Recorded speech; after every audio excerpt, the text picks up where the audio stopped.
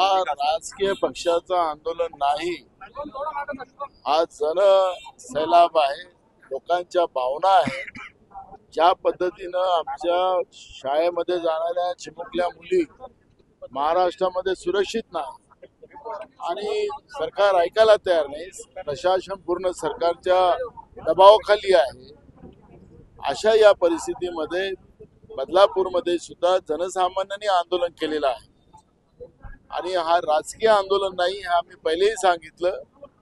आम्ही त्या आंदोलनात उतरणार, आम्हाला कुठेही नाही, आम्ही शांततेने हे आंदोलन करणार आहोत आणि या आंदोलनामध्ये आम्ही कोणालाही जबरदस्ती दुकानं बंद वगैरे या पद्धतीची कुठली कारवाई करण्याची मागणी करणार नाही आहोत। स्वयंपूर्तेने या अत्याचारी व्यवस्थेच्या विरोधात लढण्याची भूमिका जनतेला घेता येतं, राजकीय पक्षाला घेता येत नाही, हे तिथपर्यंत मान्य कोर्टाचा आम्ही सन्मान करतोय। पण मी पण एक सामान्य माणूस आहे, नंतर काँग्रेस पार्टीचा अध्यक्ष आहे।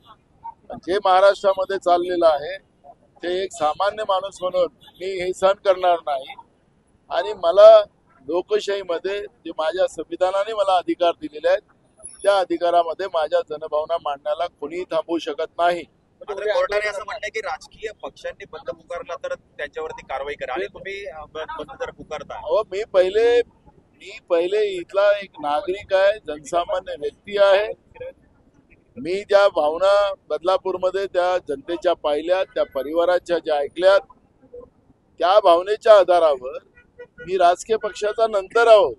पहिले माझं जे मला जे काही संविधानात अधिकार दिलेले आहेत, व्यक्ती स्वातंत्र्याचे अधिकार दिलेले आहेत, त्याचा मी कुठला गैरफायदा घेणार नाही।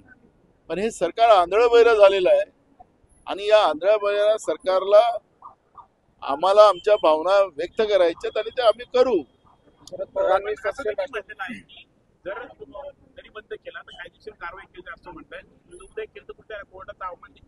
आम्ही कोर्टाचा अवमान राजकीय पक्ष म्हणून करणार नाही, कोर्टाचा आम्ही सन्मान ठेवणार। जनसामान्यांनी परवा बदलापूरमध्ये आंदोलन केलं, पोलिसांनी कारवाई केली, 300 लोकांवर कारवाई केली, शाळा कॉलेजमध्ये शिकणाऱ्या पोरांवर कारवाई केली। काय मान्य कोर्ट जनभावना मांडायला कोर्टाचा विरोध नाही, कोर्टाचा ऑर्डर आपण वाचून घ्या। राजकीय पक्षाला बंद करता येणार, आम्ही बॅनर पोस्टर लावणार नाही, आमचे झेंडे राहणार नाही। उद्याचा बंद हा आघाडीने पुकारलेला नसेल, या महाराष्ट्राच्या जनतेचं हे आंदोलन राहणार आहे आणि महाराष्ट्राची जनता या सरकारच्या विरोधात चिडलेली आहे आणि त्यामुळे या आंदोलनामध्ये मी सुद्धा एक जनसामान्य माणूस म्हणून, काँग्रेसचा प्रदेश अध्यक्ष म्हणून नाही, आम्ही आमचे सगळे जे आहेत आमचे सगळे लोक आहेत ते जनसामान्य म्हणून आम्ही त्या आंदोलनामध्ये सहभागी होतो। मराठा आरक्षणाला शरद पवारांनी सांगितलं की आम्ही मुख्यमंत्र्यांचा उमेदवार घोषित करणार आहेत, आम्हाला त्यामध्ये काही इंटरेस्ट नाही। हे आता आम्हाला इंटरेस्ट आहे महाराष्ट्र वाचवायचा, त्यामुळे मुख्यमंत्री आणि हा सगळा विषय आता आमच्यासाठी कोण। देश विदेशातील प्रत्येक घडामोडींचे लाईव्ह अपडेट मिळवण्यासाठी आता साम टीव्हीच्या सर्व सोशल मीडिया प्लॅटफॉर्मला लाईक, फॉलो आणि सबस्क्राईब करा।